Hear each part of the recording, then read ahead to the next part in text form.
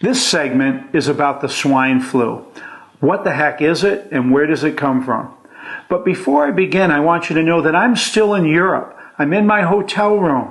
I'm shooting this video against my door with a little lamp on the table and my handheld video camera on an iffy tripod.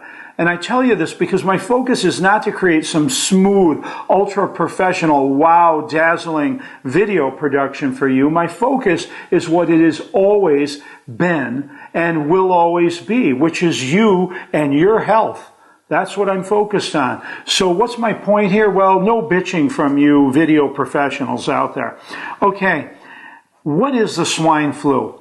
Well, let's talk about influenza or virus for a minute because there's many types of microorganisms that cause disease on the planet. And the two main ones we hear about are virus and bacteria. Virus comes from its Latin roots, meaning toxic or poisonous, but a medical definition of virus is an infectious agent that causes disease that lives inside the cells of your body. It lives inside them. Now, viruses affect not only humans, but also animals and plants, and there's over 400 different types of viruses known. Now, some of these viruses, the names alone are scary because we've heard about them, like Ebola or hemorrhagic fever that can kill you in a matter of hours. And certainly polio, which was a virus, or rabies, which is a virus. But there's a lot of common viruses that most of you have probably had, like chickenpox and mumps and measles and rubella and herpes. But there's more serious virus too. Some hepatitis is caused by virus. Some cancers are caused by virus. Epstein-Barr, of course, is a virus. AIDS is a virus.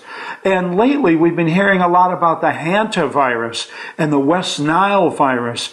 And a few years ago, there was a panic about the bird flu, another virus, and now, of course, the swine flu. But before we talk about the swine flu, let's talk about a virus that reoccurs in America every year. And in fact, it's the only annually reoccurring epidemic in America that kills 40,000 Americans guaranteed every year. 40,000 dead. Wow. Now, that's more than the annual deaths from breast cancer. That's more than the annual deaths from prostate cancer. That's double the amount of deaths from AIDS. But we don't hear about it. No one talks about it. Well, I think that breasts and prostates and AIDS, it's more sexy. It's more newsworthy. Sex is involved with all of those probably. But we don't hear about the killer, reoccurring, viral epidemic that's killing 40,000 Americans a year. And that's if it's a light year. If it's an intense year and more people get sick, we can have 80,000 dead Americans. Now, on a normal year, when we have 40,000 dead, this virus also puts 200,000 Americans in the hospital. Wow, that's a lot.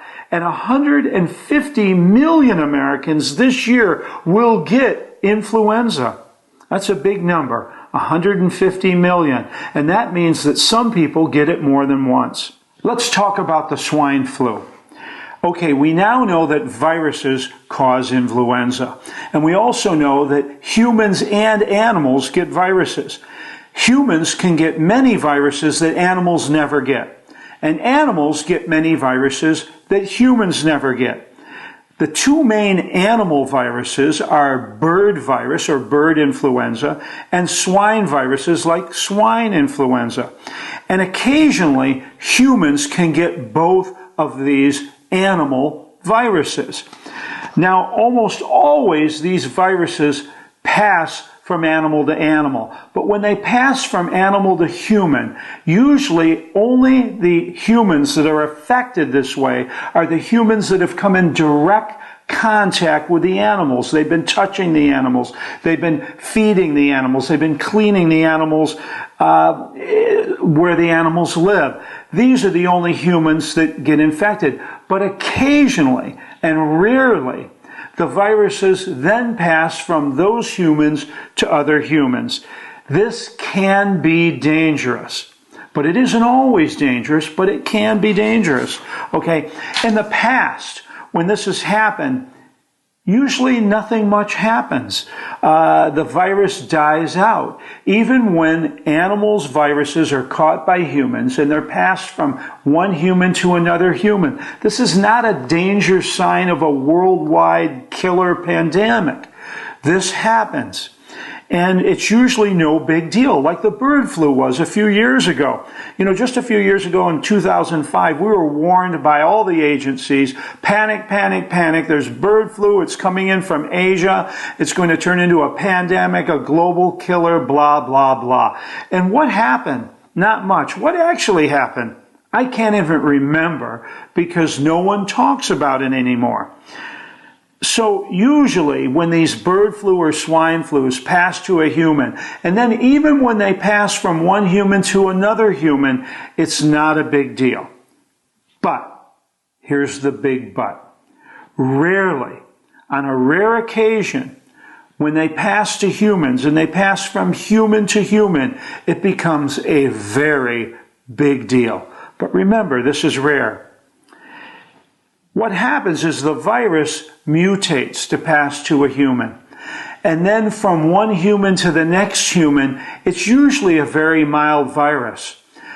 But when it starts infecting larger amounts of the population, the virus can shift or drift or mutate and become a much stronger, much more intense, and much more deadly virus. And this is what people are afraid of. But remember, I'm going to keep saying it, this rarely, rarely happens. In the 1890s, we had the Russian flu. In 1918, we had the Spanish flu. And that was less than 100 years ago, my friends, and it killed 100 million people in the world. 100 million people. It was a global killer, almost a planetary killer. A third of the population of the entire planet were infected. It killed more than the Black Plague killed in Europe. Now, in 1957, we had the Asian flu, and it almost killed me as a kid. I remember it. In 1968, we had the Hong Kong flu. In 1976, we had the swine flu again, but it was a threat. It never materialized. Remember, I've mentioned that the only people that died that year were people who died from taking the vaccine, the swine flu vaccine. The swine flu turned out to be nothing. Now, the Spanish flu was also an H1N1 type A virus influenza. Now, many don't know this, but it's the same type of virus that we have now. And many don't know this. The first wave was very, very mild. That's right. When the Spanish flu first hit and went all over the world, it was a very mild flu, very similar to what's going on with the swine flu now. But then it mutated. And remember, this is what I said can happen. Viruses shift, drift, mutate. And it mutated, and it became a global killer. With the Spanish flu, all the medical associations of the day said that they cured it. They killed the influenza and they stopped the pandemic, and they're the saviors of the world. But nowadays, it's well known and documented in medical books and virology books all over the planet that the virus actually mutated again and became very mild and benign, and within a month it was gone. So listen up here, because this is what can happen with viruses. Animal viruses usually stay with the animals, but sometimes they pass from the animal to the people that closely work with the animals. Then sometimes they pass from those people to other humans. This is rare, and when it happens, it's usually no big deal. But occasionally, that virus can shift, drift, and mutate again and become a serious pandemic and a global killer. It's rare, but it does happen. And then eventually that virus will again become a mild virus and disappear. The big question here we're all posed with in the medical community is what's going to happen? Well, the bottom line is nobody knows. Nobody knows, has any idea what's going to happen next. Chances are, if we look at the past and we look at history, nothing at all. A bunch of people are going to get a mild virus. This is no big deal.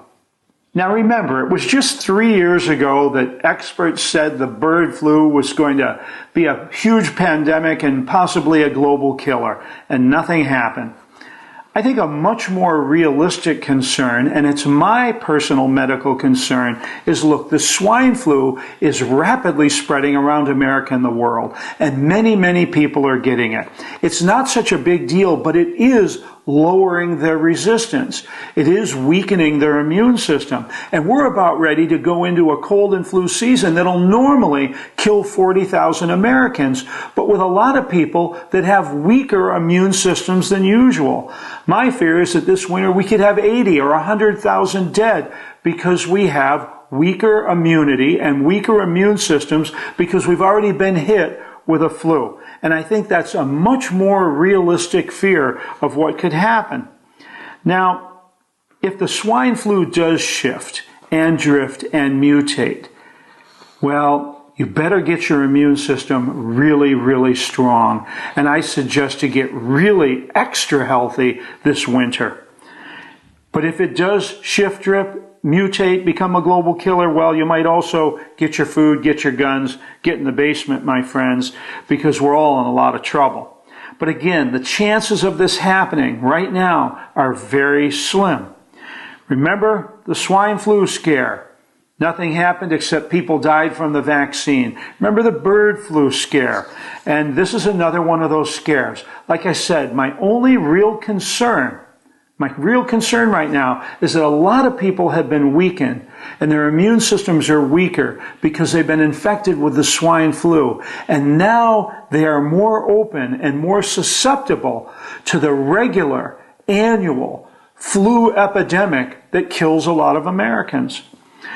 Okay, what are the swine flu symptoms? Well, they're almost identical to regular flu symptoms. Sudden fever, sudden cough, and a high fever. You can come home and have a quickly spiked fever. You get tired, you get the chills, headache, body ache, sore throat, runny nose, sneezing. There's a stomach upset with it and a loss of appetite and possibly diarrhea. The aching muscles, the aching limbs, bones, joints. Really the symptoms of the flu. But all the people that I've met and talked to that have had the swine flu, it was quite mild. Unless their immune system was already compromised, it was not a big deal and it was gone in 2 or 3 days. Okay, next, I want to look at the swine flu statistics in America. Where it is, how many people have been infected, how many people have died. Let's look at the statistics now.